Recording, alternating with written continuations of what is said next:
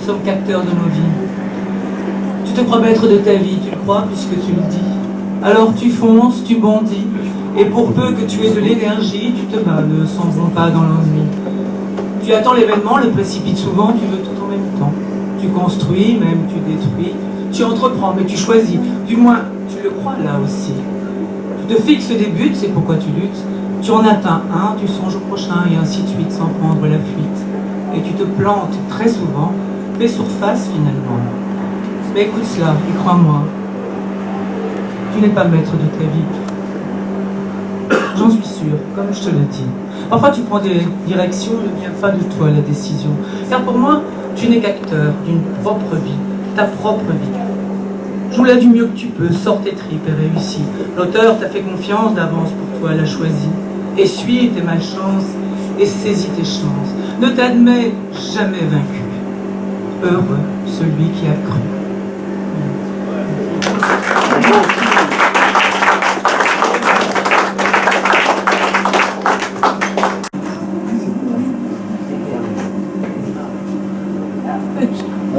Je vais faire le jeu.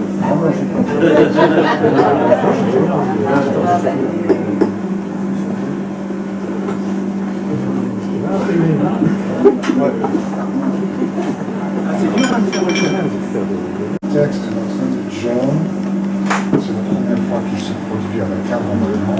Il a quitté pour ça un petit peu la New Orleans.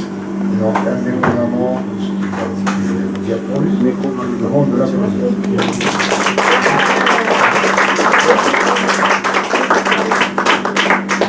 Nous sommes nés dans le monde pour vivre et mourir. Et pourtant, en posant des questions, nous ne saurons peut-être jamais pourquoi, d'où venons-nous, où allons-nous, pourquoi devons-nous demander, pourquoi devons-nous savoir. Nous avons tous des opinions les uns sur les autres. Je sais pourquoi cela arrive, pourquoi est-ce ainsi, pourquoi ne pouvons-nous pas nous regarder comme une étoile filante et s'accepter comme on est, si nous pouvions changer nos places avec notre ombre pour une seule journée, nous pourrions nous regarder de notre manière très différente.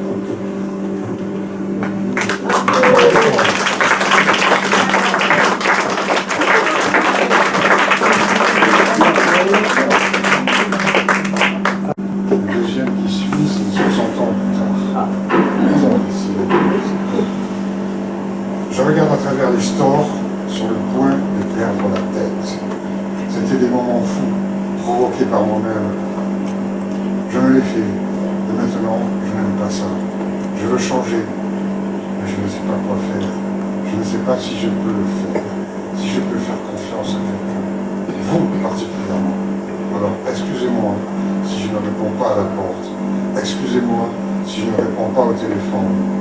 Excusez-moi si je fais comme si je n'étais pas à la maison, parce que je ne sais pas quoi faire. Je suis dans ma tête, juste traîner, et dans cette tête, il y a beaucoup de minutes. Puis-je te croire? Je ne peux pas me faire confiance. Un futur que je ne vois pas, je ne fais confiance à personne, je ne te fais pas confiance. Je pense, si je ne te connais pas maintenant, pourquoi ai-je besoin de connaître maintenant? Alors, excusez-moi d'être qui je suis chaque jour. Excusez-moi d'être comme ça.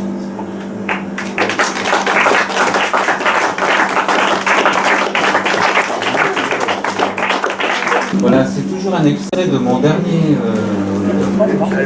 ouvrage, on va appeler ça comme ça, qui s'appelle Le Baptiste, un désordre, qui raconte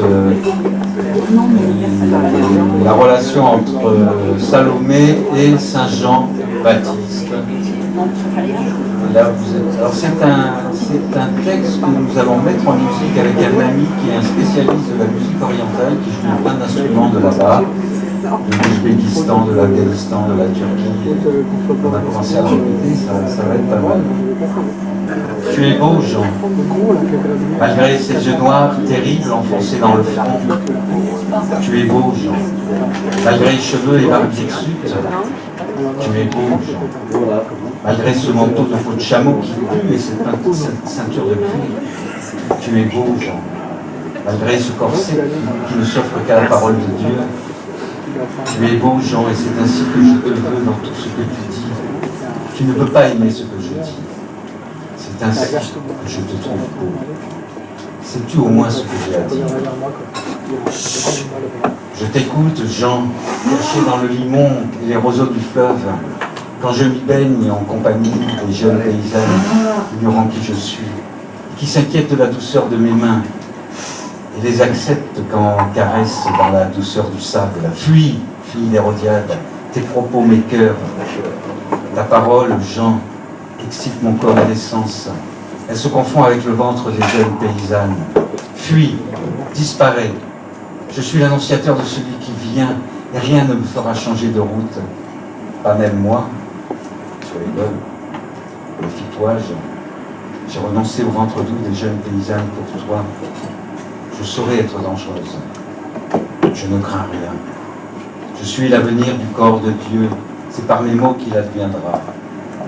Sais-tu, Jean, que le vent dans les roseaux ne parle plus des oreilles du roi Midas, et de ta mort et de moi? C'est une brise légère, un soupir à travers les roseaux, un murmure empoisonneur.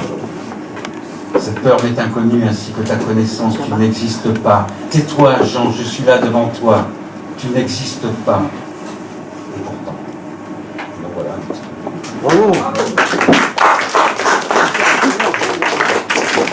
La parole est maintenant à Muriel, qui sera suivie d'Erwan.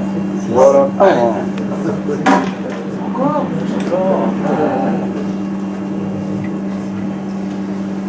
Je vais m'aventurer à un texte que je n'ai jamais dit. Du coup, j'ai quand même essayé de le faire. C'est le deuxième texte qui est dans mon nouveau recueil. Voilà. Si l'on s'offrait ce luxe, loin des notions du monde de l'intérêt et du calcul, où à foison la ronde des excès ne connaît recul, loin des vains rapports de pouvoir, loin des fanfaronnades où chacun n'est fort de gloire, sauf sans frein de mascarade. Si l'on refusait tracade et spéculation le temps d'un moment, l'on s'évitait dégâts des manipulations pour se prêter à l'expérimentation, conscients et confiants, de se tricoter de nobles émotions. À l'antipode du commode, bien loin des codes à la mode, si au moins le temps d'un jour d'une rencontre, pour rien, pour des moments de ni pour ni contre, l'on s'octroyait une parenthèse.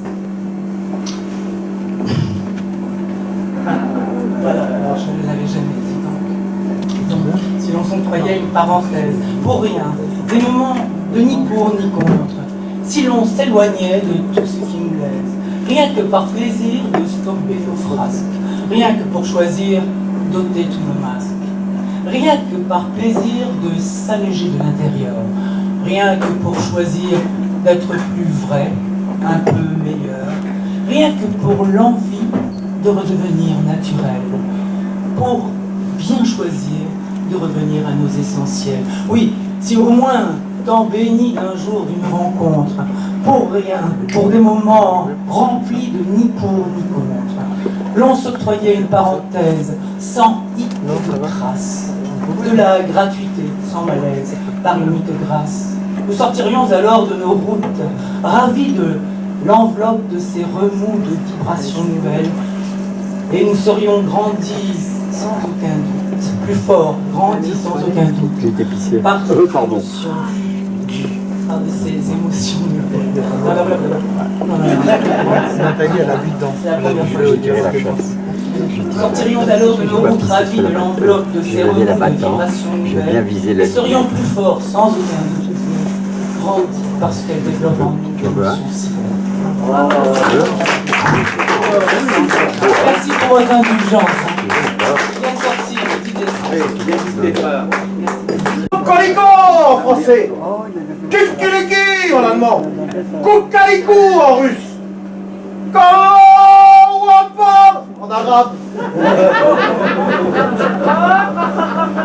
Une poule aux grands yeux, s'enticha d'un vieux corps. À l'habile discours, au costume départ. Il s'était habitué, longtemps célibataire, à traîner dans la cour une vie de misère. Une vie qu'il prit soin un jour de consigner. Il voulait de ces dames éveiller la pitié. Non, l'intérêt. La farce était subtile. On applaudit l'histoire. Et le gallinacé eut son moment de gloire. Le mâle délaissé devint la coqueluche. Les femmes tournoyaient tout autour de sa ruche. Inconscient de son charme, il choisit la première. L'époux le plus vieille. Une aimable mégère.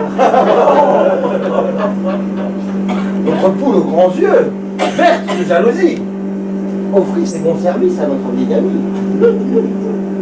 Notre coq étonné, flatté par la belle, fit la comparaison et choisit la pucelle.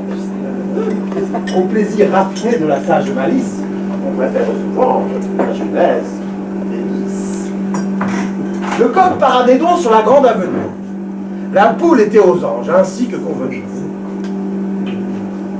Après les ablutions, ce fut la nuit de noces, mais elle ressembla à la douche d'Écosse. Surtout pour notre ex-vierge aux yeux couleur des cieux. Le coq n'avait pas pris ses bottes de 7 lieues. Lui ne soupçonnait pas la mère déception. Et il fanfaronnait le ravissant couillon. Tant et tellement bien que sur un ton badin, il traita sa moitié de grue et de catin.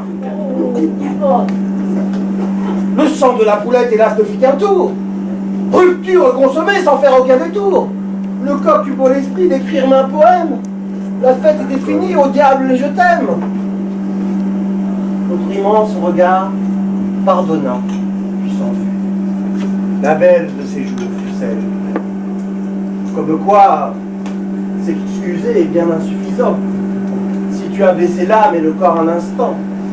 Oh, hurlait-il, pourquoi as-tu coupé les ponts, tenant entre ses mains son outil comme un pion?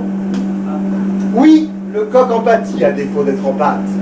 Leçon bien méritée pour notre psychopathe. Non mais attends, c'est pas possible. En plus de t'écrire des alexandrins, tu es beau comme un cœur ce soir.